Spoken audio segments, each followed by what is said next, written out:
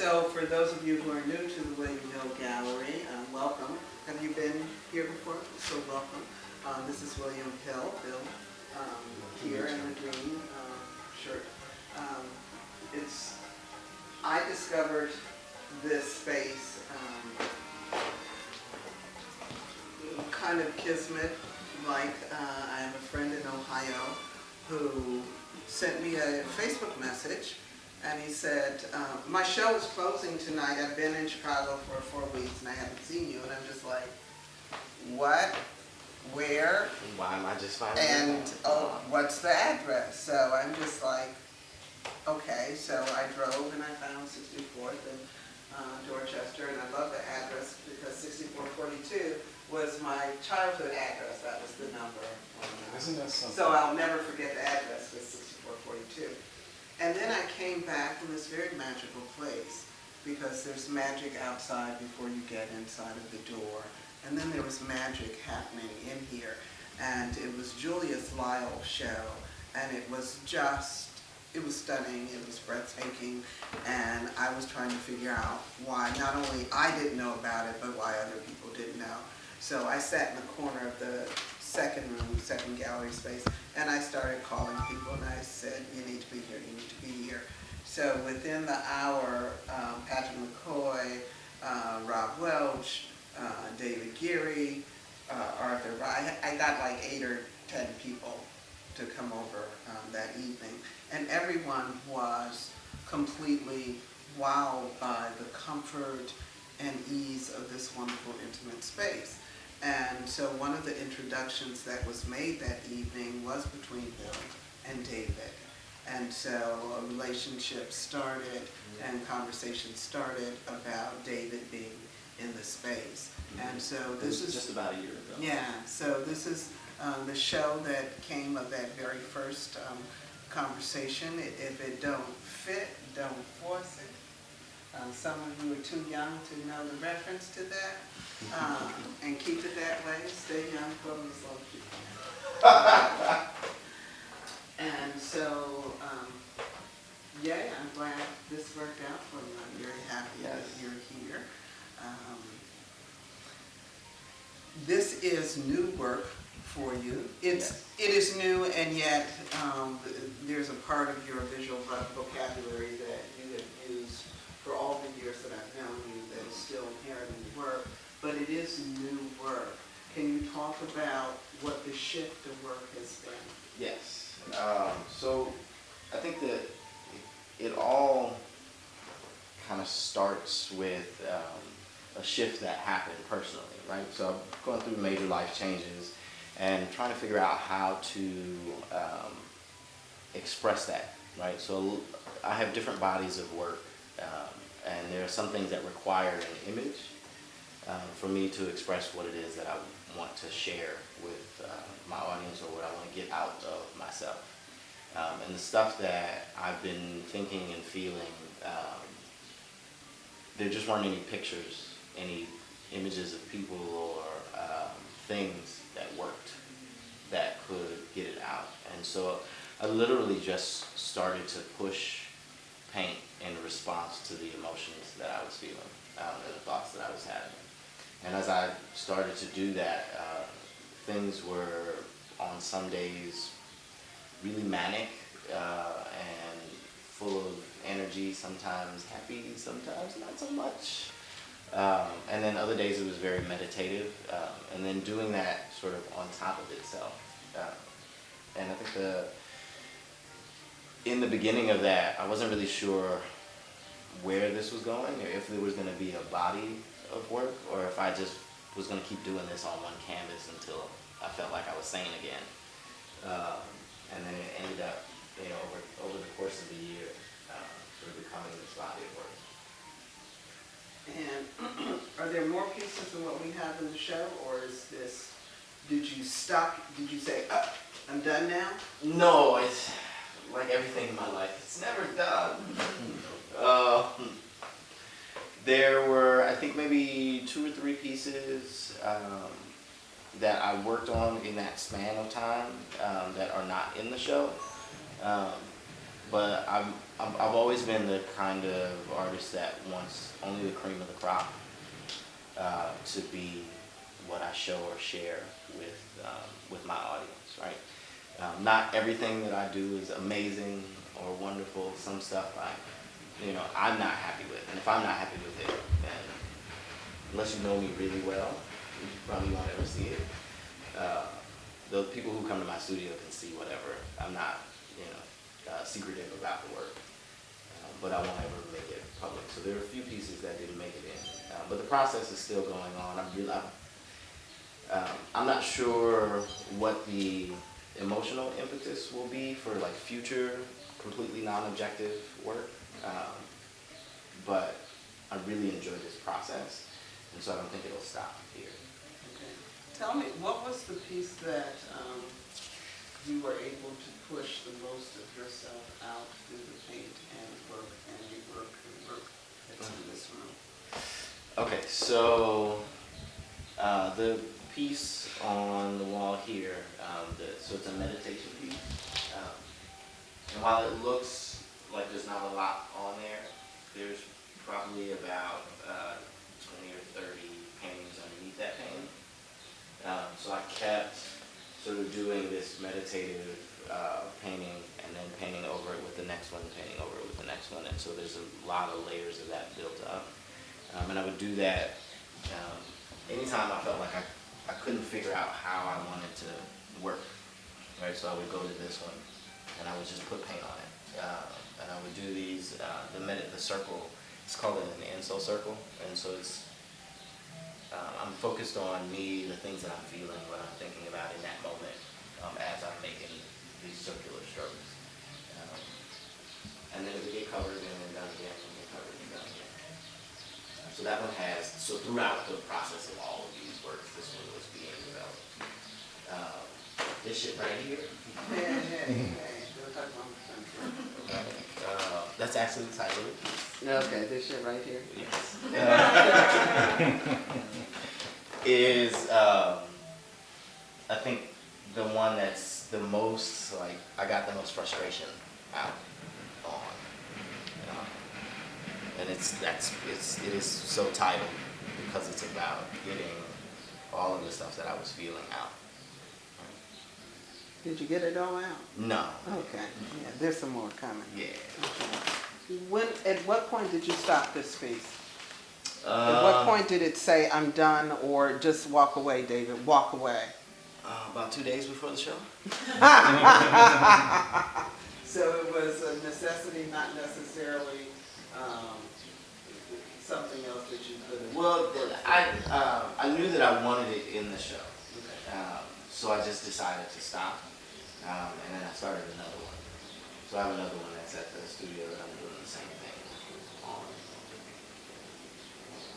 It's funny that this piece is the most meditative because when you were talking about it very much, I started thinking of my prayer circles. Oh, the circles, yes. that meditative work of the continual circle, because the circle is the universe, it's the divine, it's the whole, it's everything. No beginning, no end, and sometimes within no beginning, no end, there are many starts and stops and starts and stops until that completion happens.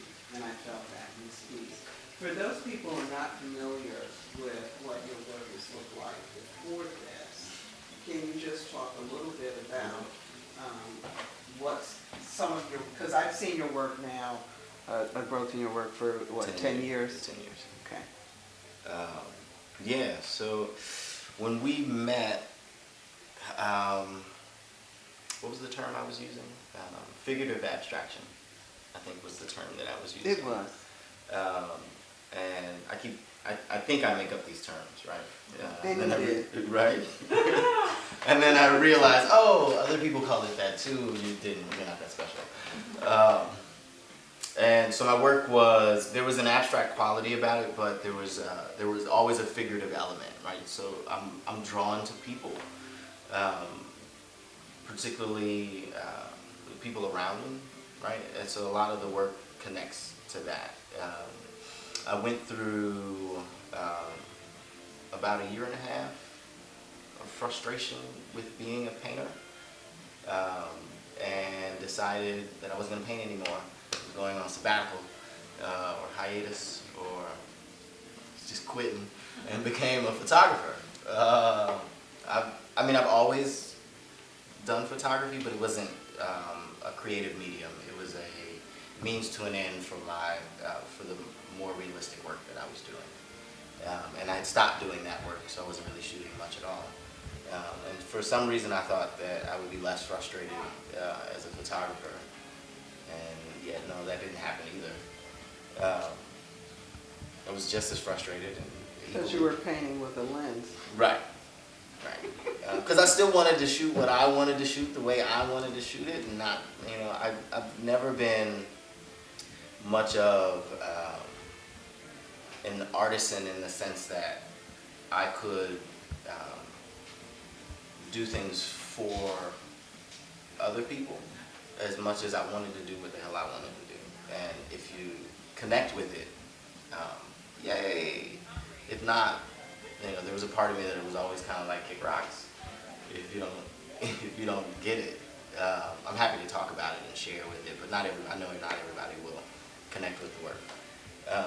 But I still had the same frustrations, and then the paint started calling. At first I had several of my artist friends was like, dude, when are you gonna pick up a brush again? We kind of miss you painting. And then it started to call to me again, and so 2012, you, again, I don't know if you know that.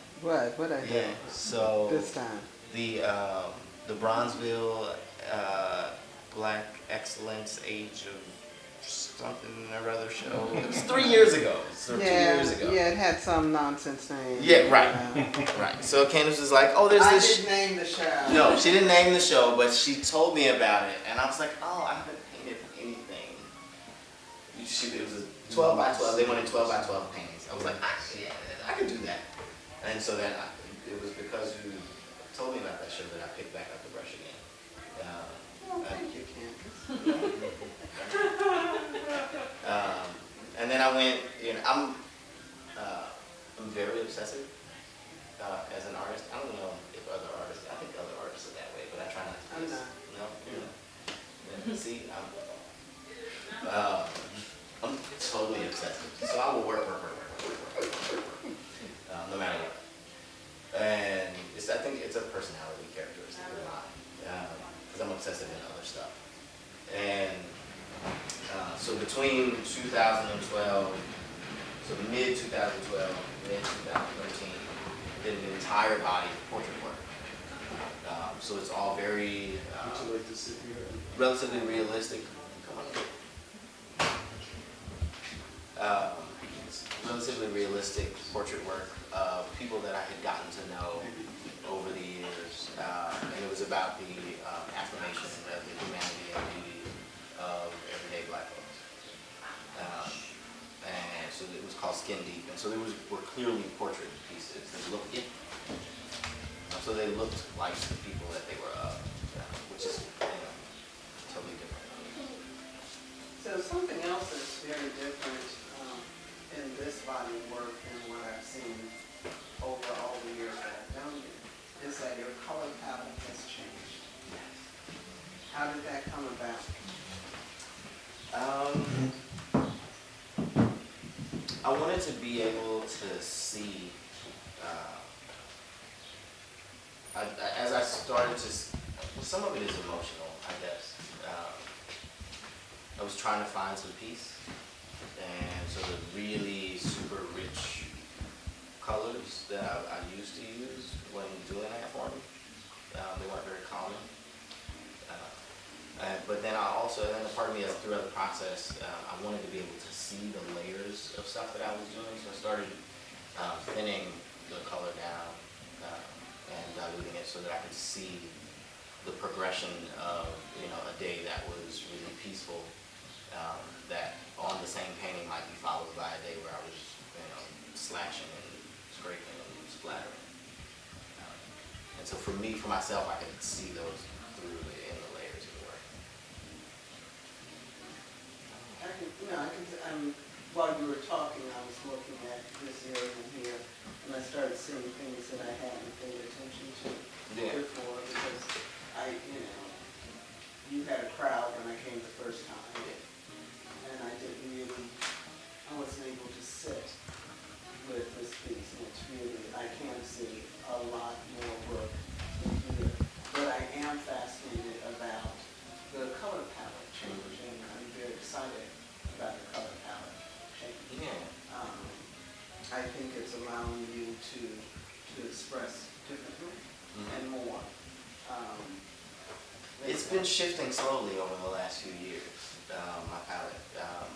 When I was in college, I told this story before, I think. Well, tell it again, because you guys weren't here when I told you. Last time, I had a professor, and I don't know if it was intended to be, and I think you told me, a compliment or an insult, but that's because I was, I think, 19 at the time, 19, 20.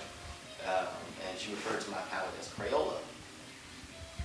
And I said, at the time, I was like, yeah, like I use the colors straight out the tube, like the colors straight out the box. That's how I like them. That's why they come in the tubes in the colors, because they're already right. I don't need to do anything to them. And I don't think she meant it as a nice thing. But, so I didn't do a lot of color, in earlier work, I didn't do a lot of blending or mixing of color. If I wanted a color, I would just go buy that color. And it was perfect in the tube the way it was, and I just put it on there. And they were always this incredibly vibrant, rich colors that would just jump off of the canvas. I had this theory that if you couldn't walk by it without stopping and looking at it because it was just so jarring, then I was successful at catching your attention. I don't know if that really worked, but I always tried to do something that would find a place of rest that people could still continue to look at something that was so like in your face color. I don't know. It's been shifting slowly over, because my last show, somebody else mentioned that my palette was starting to change. Who knows where it's gonna go? Some of it is intuitive and some of it's intentional. And I'm always sometimes trying to figure out which is which. And that's a navigation for me. So, where do you want this new kind of intensely personal, evocative work to go from this point? Wait. Because, well, first of all, in doing abstract work now, instead of your figurative abstraction from your youth, you're allowing other people to weave their own stories. Yes. When I first met you and you were doing your Katrina pieces, it was very much Katrina. Yes. It was a story that was being told that was only your story. Right. And sometimes, if art is going to have another house other than your own, it's got to leave room for someone else's story to be seen. No, you didn't leave a lot of room for others. So what it's about. So they found pretty, because your work is always pretty. It's always very pretty. They found pretty, and if they could read that story, they were fine. But it didn't leave room for people to be able to read their own story. Right. And I think that these pieces allow for that, for people to see what their heart is feeling, what their mind is telling them. And so it's really interesting, like as I titled the pieces, they all allude to something very personal, but then there's this sort of place that I'm trying to find that's between the personal and the universal, that sort of allows other people to connect with that my story is not so unique, right? Other people have walked a walk very similar to mine. And so keeping things understood or described in a way that allows you to connect with the way it speaks to you. And then if you remove the titles from the pieces, people see all kinds of stuff. But even with the titles, right? So the piece over in the corner says the title of it is Even Accidental Cuts Bleed. Um, and somebody came into the opening and asked, well, what's that about? And I said, well, you ever had anybody do something like really bogus to you? Like just really really bad. Right? And then tell you they didn't mean to hurt your feelings. Right? But it still hurts.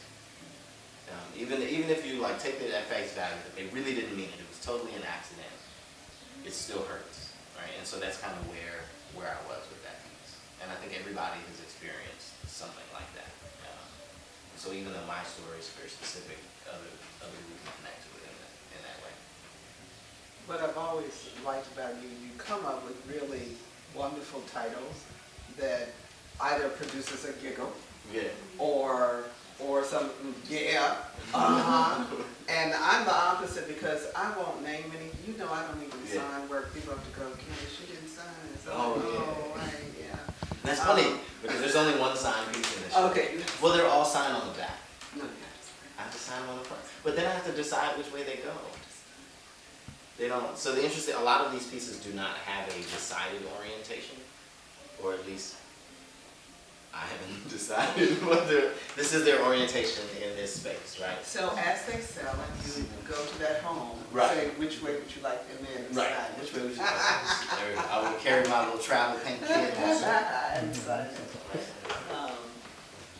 But I've always liked the ingenuity that you have when you create titles. I love that because I labor over it. I'm like, this is stupid. People are not gonna get this title, right? Because I think I'm funny. And you are. But I don't think other people think I'm funny. Yeah, they do. They just go to the side. I think other people think I'm crazy. Oh, well, there's that too, but we won't talk about those people. So what I would like to do now, we have new faces in the house. And see, I saw the babies come in, I saw Bobby come in, but I didn't see you. So if you don't know, this is David Geary, artist of this space, and we would like to open it up to questions. I know that I have at least one artist in the house. I have an art major, ex-art major. She just quit her art major. Would you change it to? French and African studies. What? Which means she's going to carry everything that she learned into those two worlds that she's doing. I think it works. It works for And me. you're probably gonna go to one of those places and make art. Absolutely. Absolutely. So I'd like to open it. Does anyone have any questions of Mr. Geary? I'm an open book. Ask. That piece there really, I could feel the peacefulness of it Okay. when I saw it. So when you told the story of it, that was really fascinating to me because when I walked in the door, I was like, oh my goodness, I don't know how to feel because it is a lot different from your previous work. And as you mentioned, the color palette has changed. I mean, particularly with this piece here and that one there, and I was just drawn to that one. And, The signature piece that's on the postcard. That's what I'm talking about. Yeah, I didn't used to use a lot of brown. No. Like even my people were. I'd be painting black folks, but they were never brown. Maybe every other color of the rainbow. And there's a lot of brown in this show. Or beige. Brown thing. Actually, only to you. There still isn't. No. No. No. It's only to you. Only to you. Because it's different for you. For me, I'm like, there's a lot of brown in this show. No, it's not a lot of brown in this show. Oh, okay. It feels like there's a lot of brown in You this took show. baby steps. You're doing like this. It feels so neutral. Somebody said, I love how bright the colors are. I was like, those aren't bright colors. It's not a neutral show, David. No. so the circle like, what is that? Is that a certain technique or? So the circles are. No. Well, you mean why use the circles? Yeah. Like why? So, I've always been drawn to circles, right? And even as a kid, I would just sit and draw circles, like circles. Like my mom told me that she would give me a stack of like copy paper that she had cut in half, and I would just sit in the hallway, like 5 feet from the bathroom, and draw circles all over the papers until I would literally pee on myself 5 minutes from the bathroom. Like I'm 5 steps from the bathroom. She was like, I wouldn't stop. I would just, and I've always been drawn to circles. So do they take you somewhere? So it's a meditative thing. They can be symbolic, right? So they can represent the individual. They can also represent a collective or a group. It's a space. Like circles are spaces that you can be in and feel communal or be left out of and feel ostracized, right? So there's a whole lot of meaning in circles for me. The circles, like the circle for that piece and the one on the other side, the blue one, is specifically an Enso circle. So it's a Japanese meditation circle, and so the circle represents both the individual and the universe. And so a completed circle represents like the perfectness of the world, and then the one that's incomplete represents the imperfectness. And so there's always It's almost like a little bit of both. Okay. And there's probably 1,000 other explanations for circles in me that will pop in my head as we keep talking. Yeah. Sorry, I didn't. No, it's okay. You mentioned that you felt like there was more brown in this series than is typical of your work. Is that, one, was that intentional, and two, is that a significant shift? It is so it's not, apparently it's not as much brown as I thought it was, but it is a shift. And so I was saying earlier, my palette was very, very vibrant. Like noticeably more vibrant to me than this, and apparently other folks. And so in the sort of trying to find calming and peace in the process of doing these paintings, and it was a lot where that shift of color came from. And then some of it just happened. Like so when I paint, one of the things I mentioned in the statement for the show is that it's sort of a dance between intuition and intention, right? So there are some things that I can't turn off, right? I can't turn off my sense of design. I can't turn off the visual vocabulary that I've sort of cooked in my brain for the last 20 years. Those things don't go off, so they end up in the work, not necessarily intentionally. They just happen sort of very intuitively, right? And because there's no way for me to remove that ability or that thought process. And then there are things that are very intentional, right? So a division of space in some of the pieces is very intended, right? I see like a proper division of space. Sometimes it's symbolic, sometimes it's aesthetic. So the piece over here, cut apart by my own hand, it's on this wall here. There's a complete, so there's a design that's happening, it's cut, like, and completely shifts, right? And so it's the idea of like us changing our own lives, right? So I made a decision that completely changed my life. And so it's one side or the other of that, and like where in my life and who it affected is all sort of laid in like where it's placed. And that's for me, right? And if somebody else may connect to it in a different way.